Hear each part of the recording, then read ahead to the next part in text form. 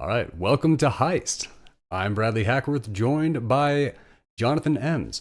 Ordinarily we consider him a writer because of film and television, the things that he has aspired to. However, today he is an author, and that's what we're going to be covering. Now, I know you gave me a little heat on this in the past, that an author and a writer is the same thing. I challenge you to bring up one example of someone who authored a movie. Of someone who authored a movie. Yep. Okay. Just anytime that there's been a trailer, they kick it out. Not written by, authored by. Okay. I mean, sure, if we're talking the WGA union rules, sure. Well, see, that's kind of what I'm saying. Like, there is a Okay. difference between a writer and an author. And today, we're covering the author aspect. The book is Werewolves of Landfall, which is book 1 of the Outside World series. Doc, why don't you give us a little bit of a rundown over what the world's like? Well, this is kind of a slow burn series. The idea is that we are watching a series of events unfold in which magic returns to the real world, and the folks that are caught up on that. And the first few books in the series are the build up to that. And I'm taking the sort of worldview opinion on this one. How I'm doing it is that there is an event that is going to release magic onto the world, but because it travels both backwards and forwards through time, we see the effects of it starting to build up even before the event happens, and that's what we are seeing sort of kick off the start of events in this series. Is that there are traces, tiny bits of strange occurrences, kind of X-Files type stuff happening that build up to this inevitable event that takes place in the future. And Which, speaking of X-Files like genre, this book follows the main character of Carl, who is an FBI agent who gets sent to Landfall, and he was, if I'm saying this correctly, anti-terrorism he task was, yeah, force. That's where he came from. he was he was an anti-terrorism task Okay. force member, and yeah, and I started writing this during the time in which the president at the time was actively defunding the anti-terrorism task force in our various um, law enforcement agencies, because all the stats were coming out that the white supremacists were the biggest threat to America, and you know some of them in our administrative branch thought that was a good thing, so they decided to just sort of hamstring those guys. So is that And why? So is that why? Is that what brought? Is it a spoiler to talk about the kinds of enemies that are in this book? no, not really. At least I Because hope not. we do wind up with some Nazis Right, that exactly. Yeah. that Carl actually does go up against. There's also a little mixture. I mean, obviously, the title of the book, Werewolves of Landfall, you're gonna run into a furry person. Right. And no, because like I said, magic hasn't quite come back yet. These are the starts of that. What this is a little bit more of a throwback to is kind of, like I said, it's X-Files ish in a way to start off with, in which case, like the early episodes of the TV show, The X-Files, there was a lot of it leaving up in the air of, was this really aliens or is Mulder just crazy? And that was kind of one of the things I appreciated about the show in the early days, is that they kind of left it up to that, the viewer's decision for the first like half of the first season. Well, the answer Um, to both of those questions is right, yes. yeah, right, exactly, yes. And I think, it's not a spoiler to say that will be the answer to both questions in this series as well. Um, and yeah, and I So just getting into realized it, how what? much of the X Files is influencing me on this, and I didn't even realize that. Hey, right now I'm writing a book that is heavily inspired by Journey to the West. Okay, there you I go. Yeah. mean, we've talked about this before. Avatar is Dances with Wolves with blue people. No, that's true. Yeah. I No, mean, yeah. you kind of run into your inspiration, and it happens. Hey, on our show, we've covered a really, really, really great version of Little Red Riding Hood. This is just how we do our art. Debatable. I liked it. I liked it. I had fun with it. Very debatable whether that's a great version of Red Riding Hood. I It's would a argue that dark it is. version. I will give you like that is a personal thing. Okay. Now, when Carl heads to landfall, he first starts getting introduced, and he has some breadcrumbs that are dropped ahead of time. Now, where you're saying the book has elements where it takes place in the future, in the present, and in the past while these things are happening, is that part of the past? And is Carl going to be part of the past? Or is the storytelling going to remain linear? The storytelling's going to remain mostly linear. There will be, every once in a while there might be some flashbacks here and there. There's some characters that I've introduced that I haven't fully explained yet, so they're eventually going to have their story told in the form of like maybe a one chapter flashback here and there. Is that That's going to about be it. Osric and Isaac? Or are they going to get their Yes. own books too? Because I know the follow up to this one, this book follows Carl. The Right. follow up to this book, book two, follows another character that is introduced in this book, Right. Heather. Can you tell us a little bit about her? Heather is going to be the very, very linchpin member of the story. She's essentially, well, Carl kind of is our classic anti-hero. Even though he's an FBI agent, he's a very jaded, gruff FBI agent who doesn't want to get involved in any of this weirdo shit. So he's kind of an anti-hero in that regard. Heather is the hero. She's the one who dives headfirst into this weird shit because she wants to be the person who helps everybody out. And so that's kind of like I'm trying to create this ensemble cast here where yeah, everyone's gonna, there's almost like not quite an Avengers setup, but Mhm. basically kind of that same idea where you have your team central set of heroes and then they all have kind of their own adventures off to a side and then come back for the big stuff together. Things like that. That's kind of the whole idea I here is that know because of the era that we're in, mhm.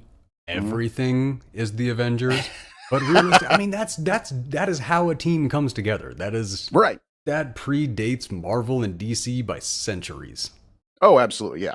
Yep. Like, It's good team dynamics, it's good character dynamics for this sort of stuff. so can you And tell that us a little bit about Isaac and Osric? Now, these Isaac and two are Osric, some yep. somewhat They're side characters in this book.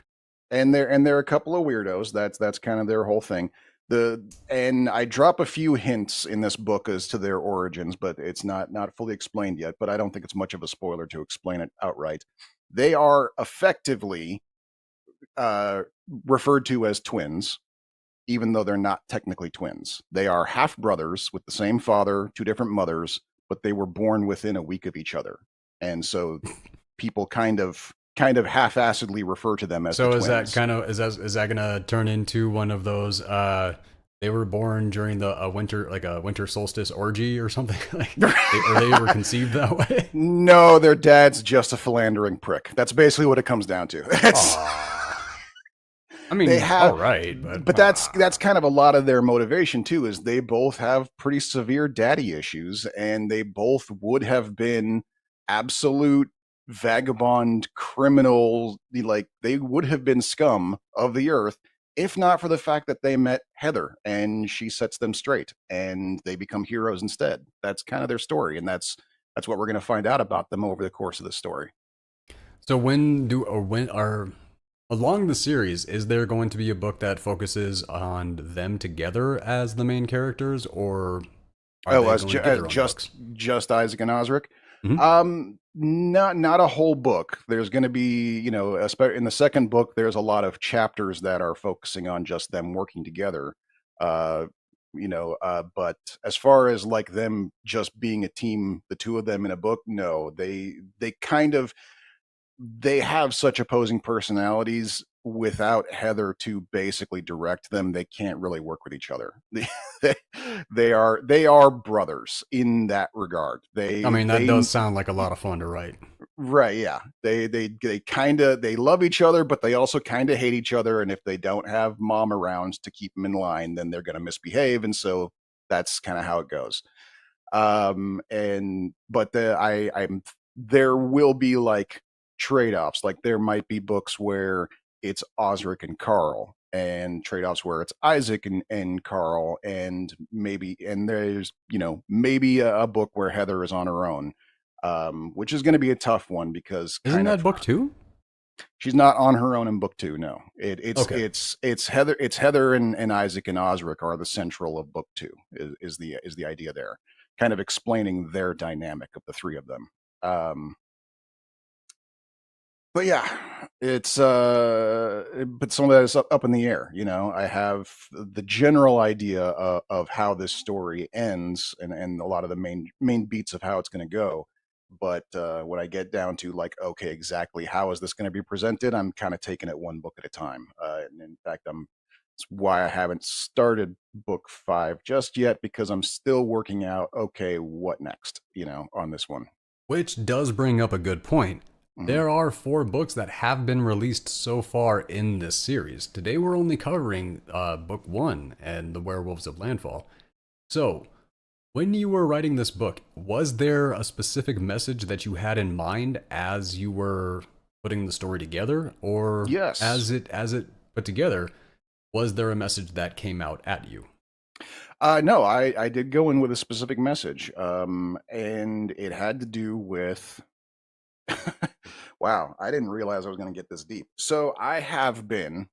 Go deep. Uh, okay, so I have been contemplating since the pandemic started, and I've been spending a lot of very meditative, quiet time alone with my own thoughts. Um, I have been exploring my own sense of morality. And it basically came from an argument I had with my father, who's a very religious person, and he kind of, you know, came at me with one of those usual like, if you don't have God in your life, then how do you even know what's right and wrong? So I kind of was it forced me to sort of sit there and think about that, like, where do I get my morality from? And I basically kind of in my head formulated these three tenets of base morality, and I decided that the first three books was going to be examples of those moralities going wrong. The first So, what one are be Doc's versions of Asimov's rules? uh, community, diversity, and curiosity. Basically, the idea of community of That's people. not, those Yeah, are 3 pretty strong pillars when you look at them. yep. And that's actually was the driving force between the three books. Our three sets of villains are in book one anti-diversity, in book two they're anti-curiosity, and in book three they are anti-community. And that's what makes them the villains. And it is going to be the fact that they So, don't have those my things. Yeah, big question is, what is the difference between community and diversity that is a in really good your story? question. In your story. Yeah, it's a there diversity being that of acceptance, and Hmm? and community being that of support. So there is a difference between being okay with someone who lives next door to you versus being there for them when they need help. Those are two different things, and Yeah, yeah. that is the main separation. While you were writing it, was there anything that jumped out at you that became one of your favorite moments of the book? Yes, and that would be in when they're okay. This is a little Because bit I of a know you spoiler. guys Yeah. probably haven't read this book yet. I've read it, so I'm having a conversation that I won't have. Right. Yeah. Yeah. Um, this is a little bit of a spoiler, but there is a part in the book where, yes, eventually our heroes do, in fact, break into and invade a small Nazi stronghold. Mm-hmm. While it is empty, and they are basically hunkering down, and they are discovered, and they basically lock themselves in. So they're in a Nazi, a secret Nazi, neo-Nazi base. They've locked themselves in, and they're being surrounded by the Nazis that this base belongs to. And our heroes decide to shit talk them relentlessly. They are looking down the barrel of a Nazi gun, and they decide to do nothing but insult them. Like, I don't think I have written better banter than this. You know, That was a fun scene. I had a lot of fun with that. And just to inform a little piece here, I'm going to be doing the voices for. I mm-hmm. am recording the audiobook currently, and going through and performing some of like that scene, because that is a few chapters ahead of where I'm at now. But Uh-huh. when I was reading it, I practiced a little bit trying to figure out what kind of delivery, what kind of schmarminess Carl Right. has Yeah. in that moment. That is a fun scene. I'm gonna give you credit on that one. I I did had fun enjoy with the that. hell out of writing that. Yeah. Yep. Well, I, and that's I'm I think getting a that was one of the little bit scenes too. distracted, and I really wish that I wasn't looking at. This is one of those only times that since we have started this show that I wish that I was looking at the camera instead of the screen because I keep getting like a side glimpse of the cover of your book, and it like tricks my brain into thinking there's a picture of me on the screen. Because That is funny. Yes, and we talked about this when I sent you the copy of the book. You were like, "What the fuck, dude? Is this supposed to be me?" And I'm like, "No, honestly, I when I bought that cover from a small design company, and I all the only instructions I gave them was the main character is an FBI agent. That was literally the only thing I said, that and looks like they a went manlier version of me. right, yeah, and that was the image that they put forth. That they're like, "This is your guy," and yeah, it was pretty funny. And I don't know why that didn't like occur to me. Like I should ask Brad to do the audiobook right then because he's on the cover already. It was just but I do remember going like, that kind of looks like Brad. All right, Especially because I mean the whole time, like almost every modeling gig I had, they had me in a black and white tux. oh, so Like they that just might be you for all you know. oh no, that is definitely not me. That does no. But like I most of the gigs that I got for like modeling and stuff like that was just because I looked good in a suit, and they would put me next to a woman who was like, and we were playing like husband and wife. Oh, sure, yeah. So take away the gun, I have like 30 photo shoots of me looking like that, which yeah, that did crack me up a little bit, and it, like I said, right now it's just really distracting because like I know I have the right photo up, but every once in a while I'm like, why is there a picture of me in the peripheral on my screen that should not be there? Right. Now, I do want to talk about the cover just a little bit more Sure. Yeah. because of how inaccurate I feel it is. Oh, okay. Oh, yeah. Because Right. Yeah. when I read the book, I feel like Carl should look more like you than look like me. Yeah. Because like the first paragraph that you have him described, he is like you have He, him described as somebody that people would like very non-assuming FBI agent, right. correct? Yes, yeah, that's his whole thing. He's very much a melt into the background type of guy. That's kind of his whole shtick. He's not an authoritarian. He's an expert. That's the thing that we kind of establish. He's not just an FBI agent. He's a special agent. He has degrees and PhDs. He's there as an expert, not as an enforcer. And so his whole thing is that is that people Yeah, don't see him coming. he's not Jason Bourne. He's And he's kind of a molder is the idea. yeah. You aren't supposed to see him coming. Yeah, and I thought of that too. And that was actually something I do have a writers group on Facebook that I kind of discuss some of this stuff with. And Mhm. the consensus from there are other indie writers, basically people who don't get published through the big publishing houses. We're all a bunch of indie self published people. The consensus is that your cover sells your book. Worry about you don't worry about the accuracy of it. Worry about whether or not people are going to look at it and go, "Do I want to read that?" And so, in that regard, you kind of got to Hollywood your book cover a little bit. While And I I know that. was tracking down your cover so I could build the scene for the show, I wound up looking at a lot of other book covers because I just scrolled down and I saw just dozens of other ones. And oh my God, they are all way so much busier than I remember like book covers being when I was younger. And is Yeah. that like, are they get, so I wanted to ask, like, have you noticed, are they getting more elaborate with the covers as time goes on? There's an ebb and flow. I think that in the same way that if you take a look at the history of movie posters, there are trends. It's the same thing with book covers.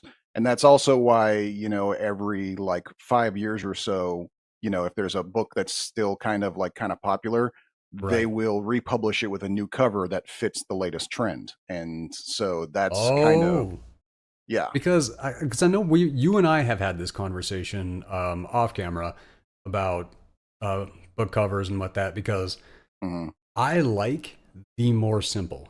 Like there's a book that I read in high school.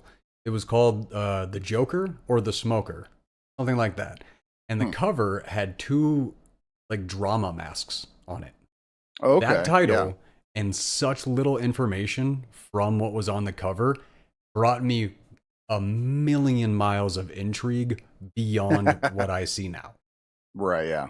Like I look at it and go, I kind of feel like I know the story already. It's kind of like when you see like a preview for a movie that gives too much information. Right. Yeah. Yeah. Like And I'm more drawn to the books that have just like one letter on the cover. there are a few like that. There are some I've noticed. Some of my contemporaries in my book. Some of them they have like a logo picked out. Usually like take your Hogwarts school type thing, and they'll basically just have the logo of that school or university or secret organization or whatever. That's the front of the book, and that's it. And if it's a series of books, then the only difference is like the background color.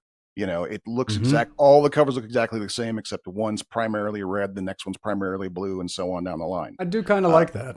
yeah, I considered that. I decided against it at the last second. Basically, I wanted to go with people because this is more than anything. This is a character piece. Right. Like to go back to the X Files. Like I said, there's a lot of X Files influence in this. I'm going to tell you a secret that I have never said in public before, and it's probably going to get me canceled. But I kind of hated the X Files. But I That ain't watched gonna get you every. canceled, man. Like, okay, why didn't Yeah, you like the X Files though? Like, what's your because justification? relatively speaking, it was okay. Here's the thing: what I loved about the X Files, and is the reason why I did in fact watch every episode, was because of Mulder and Scully. They were Mhm. excellent characters, very well written, great chemistry, well performed by the actors. I was watching the show for them. Everything else about the show was so fucking pedantic and lame. I just I could barely stand it. But I sat through all 7 seasons of that fucking show just for those two. And I think I watched maybe 5 episodes my entire childhood. It didn't grab me, okay. and I mean, I was younger, but at the same time, I had a lot of friends who really loved the show, so that's not exactly a good excuse. Um, But yeah, that's the kind of the approach I've taken kind for of this. felt This like this series is about the characters more than any of the actual events or the stories. It's about the the only characters. episode of X Files that I really ever loved was not an episode of Hmm. X Files. Do you know what I'm talking about? Can you guess based off of that little information? The crossover with cops. Oh, right. I remember that one. That was pretty That was clever. That so was pretty much clever. fun. That was Yeah. wildly hilarious, and like people talk about like Deadpool being like the ultimate meta. I'm Yeah. sorry, that might be the most meta joke that has ever been done on TV, It was pretty good. It was pretty clever. I think it's probably one of their more because classic ones. they never even admitted that it was a joke. They Right. let the whole episode go and nobody Hmm. broke character. It was awesome. Yeah. So, okay, I've been very, very vague about this. There's an episode of Cops where Mulder and Scully come over and they have a crossover where they're like looking for a werewolf that the cops were supposedly chasing. Right. Yeah. And they literally did it exactly like an episode of Cops, and it was so much fun. Yep. Back to this. Hmm. What let's see. So we talked about your inspirations being what was happening in real world politics as you sat down and got in on this. A little bit here As and there. this Yeah. Well, as the series progressed, were there any other real world politics that actually played into the other 4 books or the other 3 books that have been released so far? Um, Not that specifically. No. I mean, there was a lot of this comes from going back about 15 years. So these Um, are ideas that you've had rolling around for a while. right, yeah.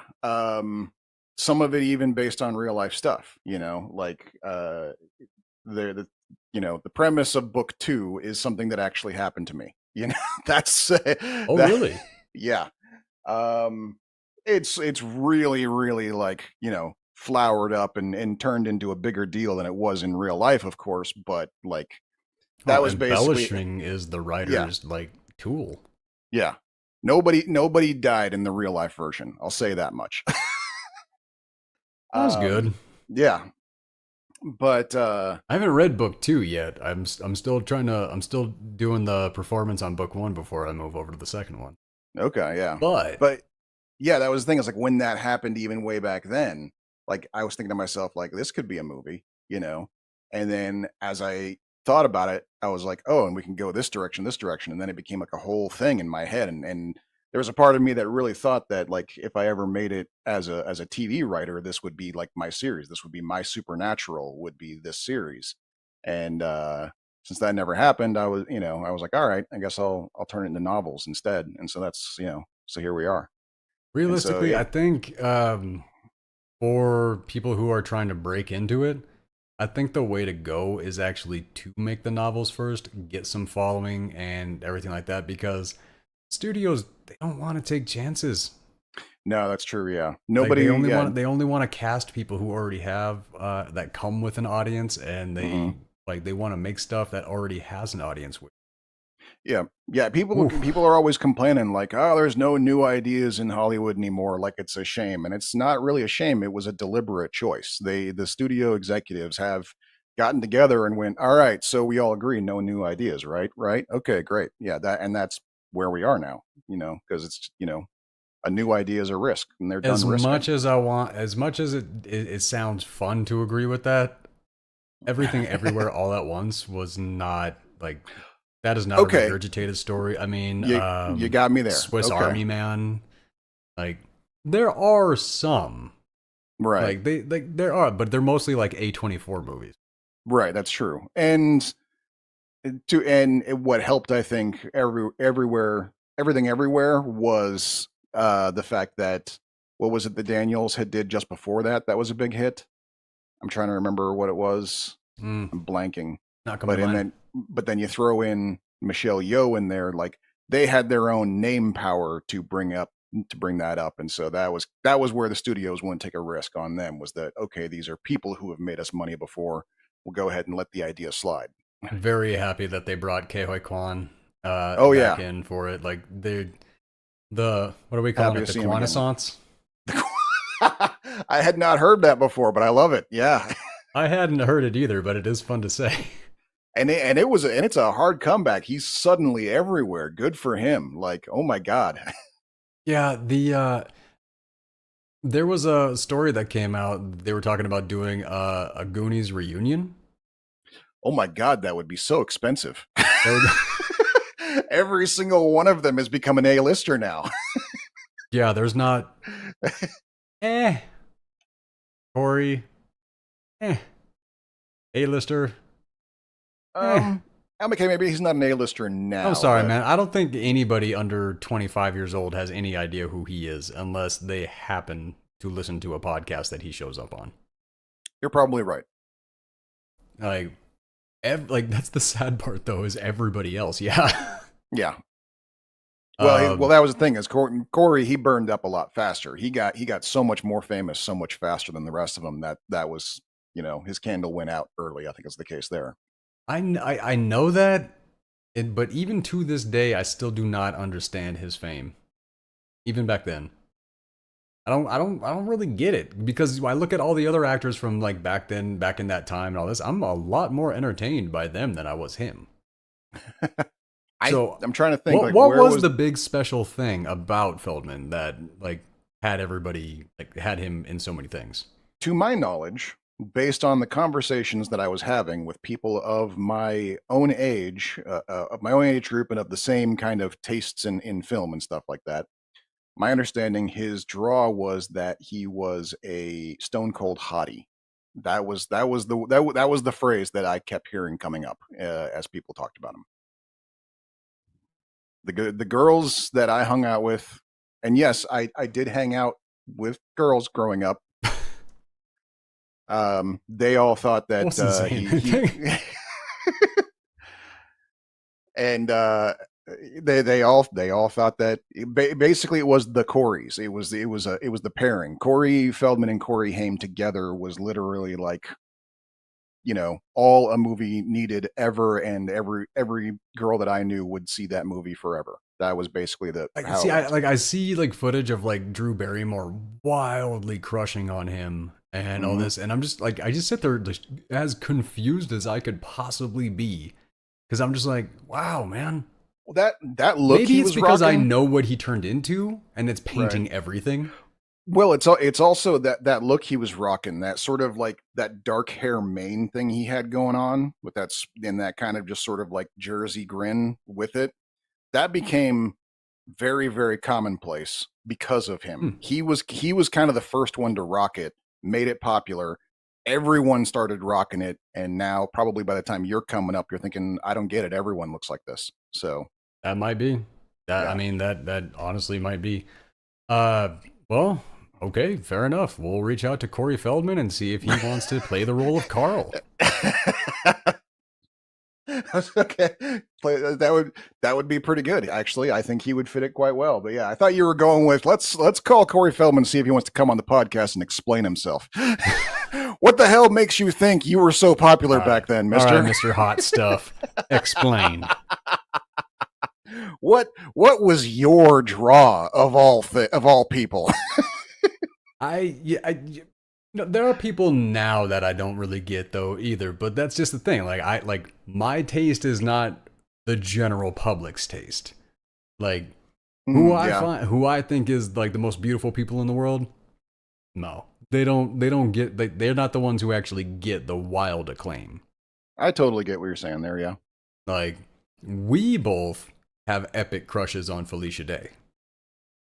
No, that's true. Yeah. Why Wait, is she she's not not. considered She's A-list? That is a really good question. Hilarious, dedicated, motivated, charming. She alone has kept a lot of nerd culture alive. True. Yeah. No, that's right. Yeah. No, but she is not considered an A-lister. Doesn't make you, sense. you go But you if go you to and I were in charge, she would be. of all the people that ate it on Supernatural, she's the one that everyone is unanimously angry about. Oh, Charlie. Yeah, Oh my like god. had like they like. I mean, they cleaned house on that show like every other season, where literally everyone but the Winchesters dies, and everyone's just like, I know. "Oh, that was I so like that. sad." They're like Game of Thrones. They're doing things nobody's ever done. I'm like, you should kick it over to CW. Right? Yeah, exactly. Yeah. It is not good to date Sam. uh, but pushing back through here, when you actually do run the gambit and Hmm. try to figure out who are the actors that you would like to play these characters, because Oh you said that gosh. you put this together in mind of a TV show. What Right. kind, like Yeah. who's the cast? Who's your dream cast for this show? Well, I mean, I did have that in mind a few times, but it always kind of like that was the thing is like I do kind of see these folks in a set age, and I don't want to sit here and go like, so and so's too old to play this character. That's a very Hollywood thing to do. Except that, yeah, most of the people I had in mind when I first came up with this are too old to play the character now, because characters are supposed to be in their 20s and 40s, and now all those people are in their 40s and 60s. So that's not going to work, you know. But I mean, yeah, now that you've said Corey Feldman for Carl, I'm actually on board with that. I can totally see Don't that. make me regret talking to you. Don't make me regret using words. Come on. Come on. You really uh, think Corey Feldman, who he is today, with his who Def he, Leppard wannabe looking ass, is gonna be able to walk on set and actually deliver? nah, probably not. I guess it would be like if who he was back in the 80s and 90s at his prime, if you just aged that up a little bit, it would have been a lot better. Yeah, who he is now isn't quite the right fit. You're right. Like I'm Um, sorry to knock the guy or anything like that, but he has kind of become a little bit of a goofball, and I cannot tell if that is intentional, a character he's putting, if he's having fun with it, or if the dude actually believes that he's one of the top rockers of our generation. I don't think he actually believes that. No. The way he Um, talks, I don't know, man. That's why it's like it's kind of rough. But okay, all right. So Carl, Corey Feldman. Oh, Actually, I don't. I honestly don't know. I mean, that's kind of the thing is that. I mean, you Um, could just have Osric Chow be Osric. well, that would be a little on the nose. Oh Um, yeah, what's fun about it? That's why back when I was pushing and like reaching out for gigs and everything like that. If there was a mhm. character named Brad, I auditioned for it every time. Like, I know how to be a Brad. That's. I Who don't. do you I who do you think. see as Heather? As Heather. See, I mean, like a younger Regina King probably would have been perfect. Okay, Um, so yeah, you're talking casting this literally 30 years ago then. yeah, Yeah, exactly. That's Yeah. the thing. And part of it is I when I What did about finally Gina start Torres? Gina Torres. Look her up. Okay. But I mean, the thing is that also when I did start writing it in book format, I did kind of want to deliberately keep that out of my mind because I wanted I I'm wanted the still reader to very kind of angry with cast you their. about like allowing the reader to paint the scene as much as you have. And I Yeah. know it's what you wanted to do, and I know that there are a lot of other authors that do it. Sorry, what was the name you told me to look up again? I forgot. Gina Torres. Gina Torres. Oh, I know her. Yes. Hmm. She also would, yeah, 30 years ago also would have been perfect for it. Yeah. Yeah, that's why I Yeah. think I think I have like the right kind of persona Yeah. that you want Heather to be, which I'm still trying to workshop this out with him because I'm still trying to figure out her voice for the book. Um, which you said Scarlett Johansson in what movie is what you kind of saw? Ghost World. Ghost World. Okay. Yeah, and not Scarlett Johansson's voice, but specifically the voice that she has for that character. She's Mhm. got that character has a very peculiar way of speaking. That was kind of one of those. I think that was the first movie I ever saw Johansson in, and that was one of the things that made her stand out to me was the peculiar way of speaking she had there. I honestly thought that was how she talked. It wasn't until like the next thing I saw her in that I was like, oh, she doesn't actually talk like that. Okay. And so yeah, So, how many books do you think this series is going to go out to? I know you've said a certain yeah, number at one point, but I'm curious if it still some is. depending on depending on a lot, partially having to do with how well it sells and whether or not I want to keep working on it or start something else. Partially on if I really think the story is working the way it's going. My thinking is somewhere between 16 to 20 books Yeah, I is remember what you saying that you had an yeah. idea of about 21 books, which good damn. And Yeah. how like are you looking for an average length for these books or are they just going to be what they're going to be? They're going to be what they're going to be. Probably going to Yeah, they're going to be what they're going to be. And in fact, book 4 ended up being quite a bit longer than I intended, and that was one of the reasons why I needed to recover for so long after finishing it was because I was like, "Oh my god, what the hell did I just write?" Hey, Which with the outside world, how magical is this place going to be? And how much is the world going to remain as the world is? More specifically, is magic only going to be in Landfall or is the world itself going to the change? the world itself is going to change, Okay. um, and that's kind of where I'm kind of toying with things: is how much of the world do I want my main characters to be responsible for? Because there are only 4 of them and they are only human. Yeah, that's kind of one of those like that, that's I'm going to get to that.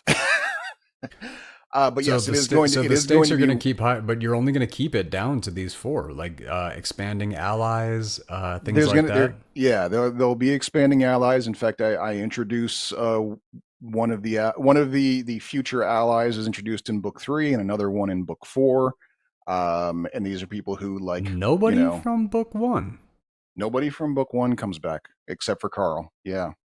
I thought for sure that Burgess was going to come back. He'll get mentioned here and there, but I haven't had any plans for him beyond what happened in book 1. Yeah. Okay. Like he might actually because there's um actually I really no, like Lieutenant that's the Burgess. I really yeah. like him. Yeah. I totally forgot Tunder from book 1. He actually is quite reoccurring. I forgot about him for a second, and I could see from his future. I could actually see Burgess and him get tussling at some point. So Burgess might come back. Ooh. Okay. Um, yeah. That is nice though, because the voice that I chose for Burgess, it is one of my favorite voices, but it does take it out of me after a while. Yeah. Well, I mean, that's what happens when you do 3 chapters in a day, man. Especially with that voice. And I couldn't I am believe regretting using the cabbie because that yeah, voice, I love that voice so damn much too. I remember when I first heard it, I did tell you, I was like, hey, just so you know, and I heard you do Burgess. I was like, just so you know, this guy's in a lot of this book. Are you sure you want to do that voice? And you were like, no, I got it. Well, I mean, and that's the thing. I do. I just can't talk the next day. That's pretty much. I have to strategically plan out when I do that character. So if that character isn't like a huge recurring character in the series, that's not going to be too bad. Um, beyond that, beyond everything else that we have covered, is there anything specific that you want your reader to know going into the book? What I would want them to know is that it is a slow burn. You know, the main action, the main crux of this story takes a while to happen, books in, you know. So if you're someone who likes to jump right into the action, this is probably isn't going to be your kind of story. This is a slow build, and it is a character piece. There are, you know, I know the rule of storytelling is show don't tell. I do a lot of tell don't show in this series because it's about the interactions of the characters with each other as they're going through this experience, sometimes even saying this is what happened to me, you know, and this is how I feel about it while it was happening, explaining it to each other. That's the important part of the story. And so that's what you're going into. This is it. This is more So the character study importance than is anything more else. about the relationships and the dynamics between the characters instead of Mhm. what is actually happening in the world. Exactly. Yes. Like that's nice though. I mean that because of a lot of what we are getting now, Mhm. it's all giant stakes, huge sky beams, the world is going to Right. end, the universe is going to end, like all this stuff. It is nice to just jump in on some interpersonal connected stories. Hmm. And And that was kind of my goal here is I did want to show the importance of like, yeah, it doesn't have to be the end of the world for it to be a good story. It can just be your friend is having a bad day. That can be a really, really good story if you do it right. And it really hopefully I can. did. You have another story that I am very, very much Hmm. the woman with the dead husband. Doc, this is a story that literally happened to you in your real life. Come Oh, on. right, that one. Right, right, right. No, no, he was her fiance. Not, yeah. No, no. Okay, I okay. remember you. Sorry. Yeah, I remember talking about that with you. Yeah, yeah. And you were.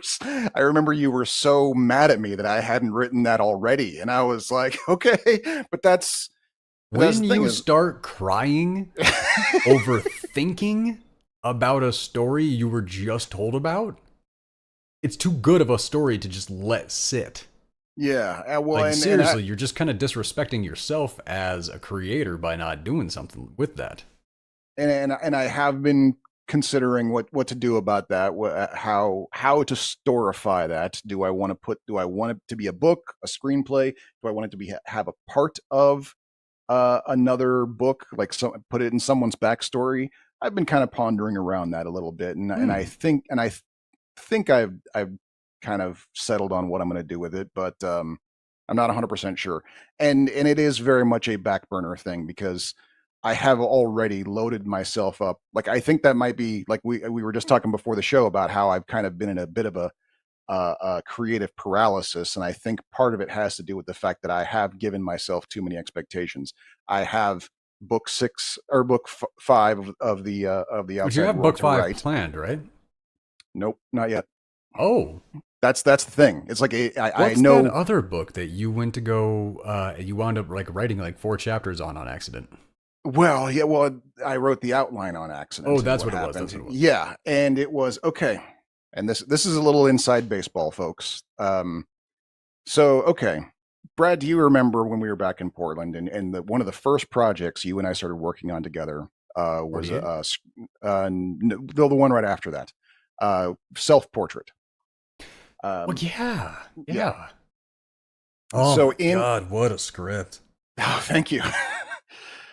um, but yeah, I kind of, first thing Brad and I ever worked on together kind of bit me with the bug of wanting to try to be a filmmaker again after giving up on it for a couple of years. And so I wrote a screenplay specifically for Brad, for him and I and a couple of our other friends to work on. And yeah, and Brad has never missed an opportunity to compliment me on how much he loved that script, and I appreciate that. There is a character in that script that is also loosely based off myself, and but in that the contents of context of that script, that guy actually is a successful writer as opposed to myself. And what he's most famous for is a story, a book he wrote about his own life called The Shoe Tree Fables. Brad, I wrote the outline to The Shoe Tree Fables. That's what I did. That's what I did That's on what that accident. was? Yes. Oh my god, that is a I deep accidentally cut specifically for like 3 people. Yeah, I accidentally wrote the outline to The Shoe Tree Fables. So yeah, That's awesome though. I hope so. Eventually, yeah. But what? Because I remember. Oh my god, I need to go back and reread Self Portrait again. Because he actually talked a little bit about the Shoe Tree Fables. Little Like bit, that, yes. like you've known what that story is for a long time, haven't you? Well, yeah, like I said, it was. I mean, in the same case of with the character in the script where he's like, it's based on my own life, and that's why I don't write anymore, because now my life is not worth writing about. Like, and that's the thing, is like even this new version, this real version of the Shoe Tree Fables is again kind of based on my life in the same way that that character was based on me. It's that sort of like continuation. It's taking the Well, what things happens that in Self Portrait? Let's just hope that that doesn't actually happen to me. right. Again, I'm That not a magician. oh my god, I became a photographer after that.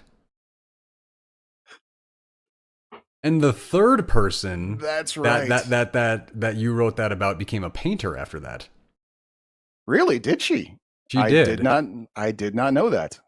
She sat down at the house. Like, you remember the house that we had was on like 52nd or something like that you guys all lived at, for 51st or something. Oh yeah. She would go over and she would paint with the other person who lived in that house all the time. Literally every character that you wrote in that book, weirdly, we all went on to become those characters. I spent 4 years as a photographer after you wrote a screenplay where I became a photographer. The other person was not a good artist, and they got pretty good at painting. That is I apparently have some sort of really weird superpower. People don't know tomorrow's edition. That's way too old. That is a deep cut. That is a deep cut. Yeah. I'm a little embarrassed that I remember that. I liked that movie though. I don't think that movie show. Yeah, it was a TV show. Yeah, I don't think I ever even saw it. I just remember seeing the ads for it while it was on. But yeah, maybe it was a movie that got adapted into a TV show, because I remember watching one. Okay. So either I watched one episode or the movie, and I thought it was awesome. Well, remember back then, pilot episodes were sometimes double-sized episodes, so it might have been a TV movie type thing. It would have been a 2-hour first episode, probably. That is fair. I could see that. So, we got a few more minutes because we're only going to try to keep this down to about an hour. Okay. Do you have any final thoughts that you have for what people should? Do you have any final thoughts? Do I have any final thoughts? I mean, I don't know.